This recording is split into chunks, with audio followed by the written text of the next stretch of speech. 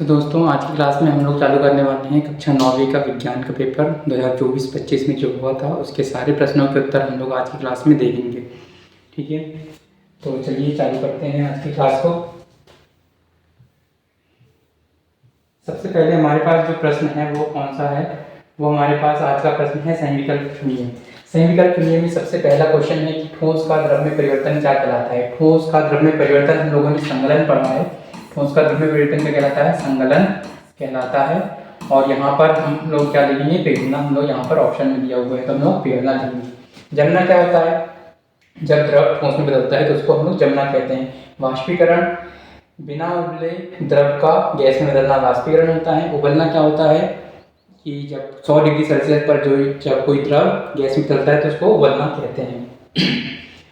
250 degree Celsius पर जल की भौतिक अवस्था क्या होती है। यहाँ पर 250 डिग्री सेल्सियस लिखा है तो 250 डिग्री सेल्सियस यानी कि 100 डिग्री से ऊपर जाने पर क्या होता है, वह गैस में बदलने लग जाता है। तो यहाँ पर क्या हो जाएगा, गैस हो जाएगा। मान लेते हैं कि अगर यहाँ पर 25 डिग्री सेल्सियस होता तो वो क्या हो जाता, 25 डिग्री सेल्सियस में वो द्रव रहता है। लेकिन यहाँ पर क्या है, फिलहाल यहाँ पर वो क्या हो जाएगा, गैस हो जाएगा। सोडियम की संयोजकता है, आपको मालूम है कि सोडियम की संयोजकता कितनी होती है, 1 होती है। इसके बाद हम लोग अगला प्रश्न देखते हैं। निम्नलिखित में से कौन सा जंतु ऊतक नहीं है।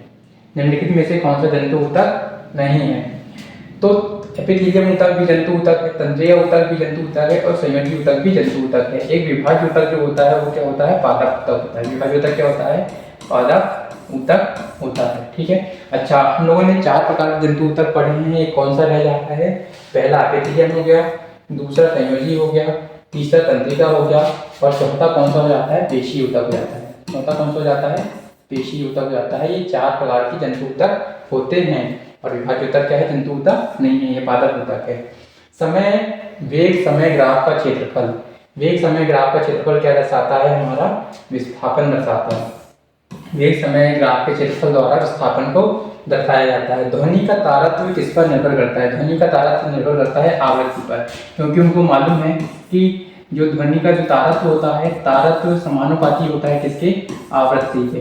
तारत्व किसके समानुपाती होता है, आवृत्ति के। और जो हमारा प्रबलता होती है, प्रबलता किसके समानुपाती होती है, प्रबलता समानुपाती होती है आयाम के वर्ग के। ये दोनों चीजें आपको याद रखनी है, ये बहुत इंपॉर्टेंट है, कहीं पर भी आपको विकल्प में पूछ लेता है। ठीक है, उसके बाद जो अगला है वो आएगा हमारे पास खालिस्तान। रिक्त स्थानों की पूर्ति कीजिए। रिक्त स्थानों की पूर्ति हमको करना है। सबसे पहला है 2 या अधिक पदार्थों का समांगी मिश्रण। 2 या अधिक पदार्थों का जो समांगी मिश्रण होता है उसको हम लोग क्या कहते हैं, विलयन कहते हैं। 2 या अधिक पदार्थों के समांगी मिश्रण को हम लोग विलयन कहते हैं। खालिस्तान जीवन की एक मूलभूत संरचनात्मक एवं क्रियात्मक इकाई है। कोशिका, कोशिका जो होती है जीवन की मूलभूत और संरचनात्मक इकाई होती है। खालिस्तान बल सदैव वस्तु की गति का प्रतिरोध करता है। वस्तु की गति का प्रतिरोध करने वाला बल क्या कहलाता है, घर्षण बल कहलाता है। कौन सा बल कहलाता है, घर्षण बल कहलाता है। वस्तु द्वारा अपनी ही गति की अवस्था में परिवर्तन के विरोध की प्रवृत्ति को, वस्तु जो अपनी ही गति की अवस्था में परिवर्तन का विरोध करता है और उस प्रवृत्ति को क्या कहते हैं, उस प्रवृत्ति को कहते हैं गति का जड़त्व। क्या कहते हैं, गति की अवस्था का जड़त्व। गति की अवस्था का जड़त्व। अगर आप यहाँ पर सिंपली जड़त्व लिखोगे तो भी ठीक हो जाएगा, लेकिन क्योंकि गति की अवस्था में परिवर्तन का विरोध बोल रहा है वो, तो वहाँ पर हम लोग क्या बोलेंगे, गति का जड़त्व कहेंगे। वैसे जड़त्व भी यहाँ पर एक सही उत्तर हो जाएगा। द्रव्यमान का एसआई मात्रक क्या होता है, किलोग्राम होता है। द्रव्यमान का एसआई मात्रक क्या होता है, किलोग्राम होता है। यहाँ पर आप केजी भी लिख सकते हैं। इसके बाद ध्वनि संचरण के लिए क्या की आवश्यकता होती है, ध्वनि संचरण के लिए माध्यम की आवश्यकता होती है। ध्वनि संचरण के लिए क्या की आवश्यकता है, माध्यम की आवश्यकता है। सबसे ज्यादा जो होता है ध्वनि का वेग, वो काय में होता है, ठोस में होता है। उससे कम काय में होता है, द्रव में होता है। और सबसे कम काय में होता है, गैस में होता है।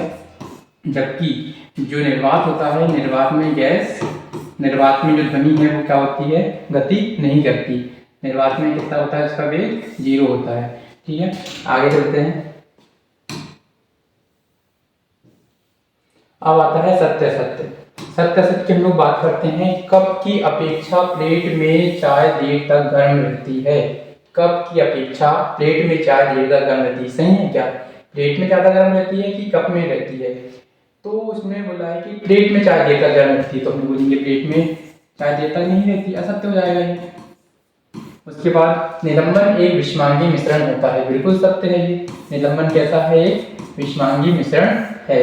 अच्छा, इसके साथ ही अगर हम लोग बात कर लेते हैं कि कोलाइडी कैसा है, कोलाइड कैसा है, कोलाइड भी क्या है, विषमांगी मिश्रण है। कोलाइड भी कैसा है, विषमांगी मिश्रण है। और विलयन तो अभी हम लोगों ने पढ़ के ही आ रहे हैं लोग कि विलयन कैसा है, समांगी मिश्रण।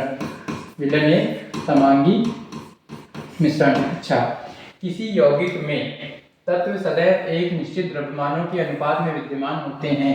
किसी यौगिक में तत्व सदैव एक निश्चित द्रव्यमानों के अनुपात में विद्यमान होते हैं, बिल्कुल सत्य है। यौगिक की परिभाषा ही यही है। कैनाल किरणों की खोज गोल्डस्टीन ने की थी, ये भी सत्य है। कैनाल किरणें की खोज किसने की थी, गोल्डस्टीन ने की थी। और कैनाल किरणों को भी क्या कहते हैं, धनात्मक किरणें भी कहते हैं।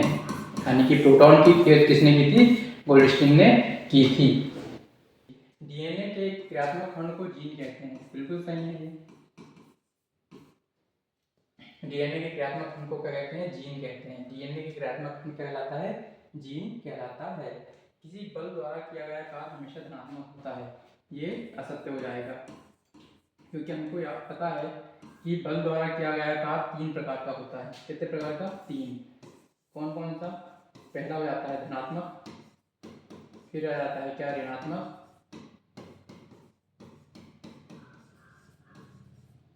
और उसके बाद क्या आता है, शून्य का। ये 3 प्रकार के कार्य बल के द्वारा किए जाते हैं। आगे बढ़ते हैं। सही जोड़ी हमको बनाना है, सही जोड़ी हमको बनाना है। इसमें क्या है, निश्चित आकार व आयतन किसका होता है, निश्चित आकार व आयतन किसका होता है, ठोस का होता है। ठीक है, कोशिका का ऊर्जा घर माइटोकॉन्ड्रिया को कहते हैं। गुरुत्वाकर्षण का नियम, गुरुत्वाकर्षण का नियम किसने दिया था, न्यूटन ने दिया था। गुरुत्वीय त्वरण का सूत्र क्या होता है, Gm/r² होता है, Gm/r²। कार्य करने की दर को हम लोग क्या कहते हैं, शक्ति कहते हैं। नाइट्रोजन और फास्फोरस क्या है, बृहद पोषक तत्व है। नाइट्रोजन और फास्फोरस क्या है, बृहद पोषक तत्व है। चलिए यहाँ पर एक क्वेश्चन हम लोग करके चलते हैं कि बृहद पोषक तत्व कौन कौन से हैं। बृहद पोषक तत्व कौन कौन से हैं, आपको मालूम है कि कौन कौन, नाइट्रोजन है, फास्फोरस है, पोटेशियम। नाइट्रोजन, फास्फोरस, पोटेशियम, उसके बाद कैल्शियम, मैग्नीशियम और कौन सा, सल्फर। ये क्या है, बृहद पोषक तत्व हमारे कहे जाते हैं। चलिए, एक वाक्य में या एक शब्द में उत्तर हमको देना है। एक शब्द या एक वाक्य में उत्तर देंगे, हम लोग क्या बोलेंगे, कोशिका की खोज किसने की थी, कोशिका की खोज किसने की थी, रॉबर्ट ने की थी, रॉबर्ट हुक ने की थी। अच्छा, अगर जीवित कोशिका का पूछ ले तो, जीवित कोशिका की खोज किसने की थी, ल्यूवेन हॉक ने की थी, ल्यूवेन हॉक ने की थी। बल का सही मात्रक क्या है, न्यूटन। बल का सही मात्रक क्या है, न्यूटन है। असमान द्रव्यमान की दो वस्तुएं समान वेग से गतिमान है, किसका संवेग ज्यादा होगा। अब हमको ये देखना है कि संवेग क्या होता है। संवेग हमको मालूम है कि संवेग क्या होता है, संवेग होता है क्या, द्रव्यमान गुणित वेग। संवेग बराबर द्रव्यमान गुणित वेग, द्रव्यमान गुणित वेग। अब अगर एक वस्तु का जो है क्या है, द्रव्यमान ज़्यादा है और दूसरे का क्या है, द्रव्यमान कम है, अलग असमान द्रव्यमान है। यानी कि मान लेते हैं कि एक का संवेग क्या हो जाएगा, एक का द्रव्यमान m जाएगा, कैपिटल M, और दूसरे का स्मॉल m। दोनों के वेग समान है, दोनों के वेग समान है। तो बताओ मुझे कि किसका संवेग ज़्यादा होगा। जिसका द्रव्यमान ज़्यादा होगा उसी का संवेग ज़्यादा होगा, क्योंकि वेग तो समान है। तो क्या हो जाएगा, किसका संवेग ज़्यादा हो जाएगा, भारी वस्तु का। किसका, भारी वस्तु का। भारी वस्तु का संवेग ज़्यादा फैला। भैंस का वैज्ञानिक नाम क्या है, हम लोगों ने पढ़ा है, बॉस बुवेलिस, इसका वैज्ञानिक नाम है भैंस का। मनुष्य के कानों की श्रव्यता परास कितनी है, हमको पता है कि मनुष्य के कानों की श्रव्यता परास 20 से 20,000 हर्ट्ज तक होती है।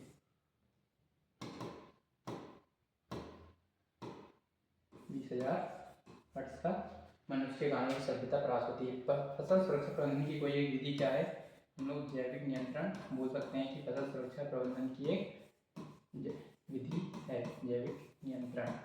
चलिए आगे बढ़ते हैं।